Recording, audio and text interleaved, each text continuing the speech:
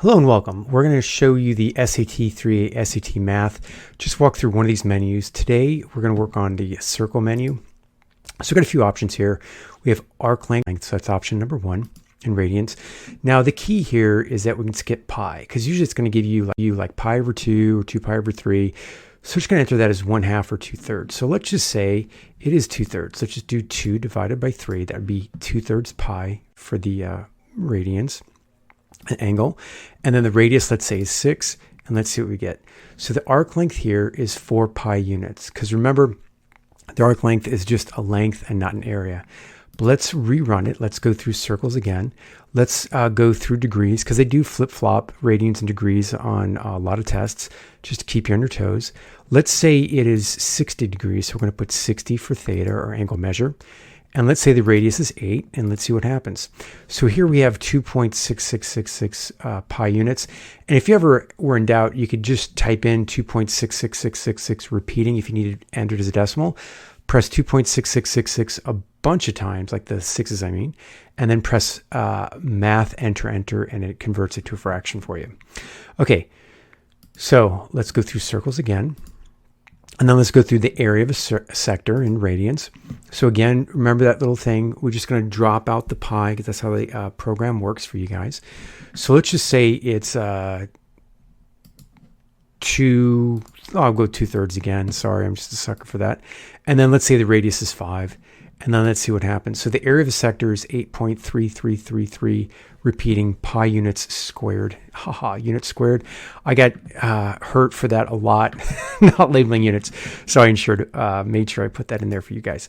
Okay, let's go back to circles again. And then we'll do the area of sector in degrees. And let's say the degrees, let's make it something interesting. Let's do 240 degrees. And let's say the radius is 7. See what happens here. So in the area of sector, I'm getting a lot of repeating decimals today. 32.6 repeating pi units squared. And again, you can just enter 32 and then just enter like 7 or 8 sixes and press math, enter, and then I'll convert it to a fraction for you guys. Okay, so we're going to go back to circles. And this time, I think we've done the first 4. Now we're going to go to option 5. Equation of a circle. Now let's say it's given to us in general form, and we'll see what that is. That's the x squared plus y squared plus cx plus dy plus e equals 0. So let's say c is 5 and then d is 8, which would make it x squared plus y squared plus 5x plus 8y plus, I didn't enter an e. Let's put e as 9. See what happens. Probably get some funky numbers here. So we have x minus 2.5 quantity squared plus y minus 4 quantity squared equals 13.25. The center will be 2.5 comma 4. Notice that's your your h and k values, and the radius is 3. Some ungodly decimal here, but that's what we got sometimes. It's probably the square root of 13.25. So let's go on. We'll go to circles again. And then equation of a circle, and we'll choose option 2, center and a radius. Let's make it, so that's 2, center and radius. Let's say h is 5, k is -3, and then the radius is 8. Make it interesting. So then we have x minus 5 squared plus y minus -3 squared equals 64. Now you may be concerned because they have this minus, and you're like, hey, it shouldn't just be plus.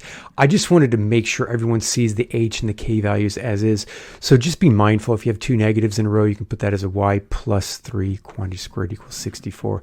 Don't want to mislead you guys, but just wanted to make sure I put the h and the k values there. So let's go through the circles yet again, and then the equation of a circle again, and then we're going to do the center and point on a circle. So let's say the center is 5, 7, so h is 5, k is 7, and let's say the other point is 9, 12, so x is 9 and y is 12, so that's the point on the circle.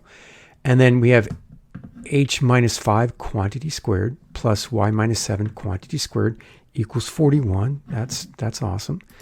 And then we're going to go through circles yet again, equation of a circle, and then, oh my goodness, we still have another option, diameter endpoints.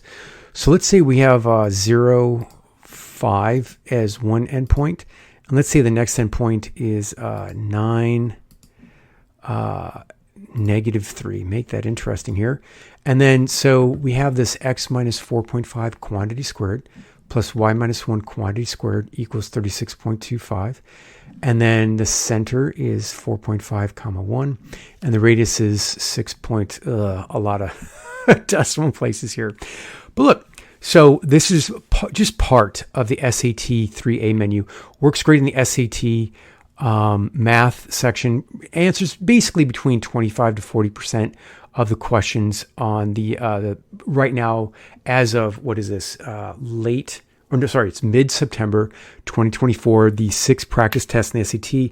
I've run it through. It goes anywhere between, I think, like 24.8% to 39.6%. So as I say, 25 to 40% of the questions in the math SAT.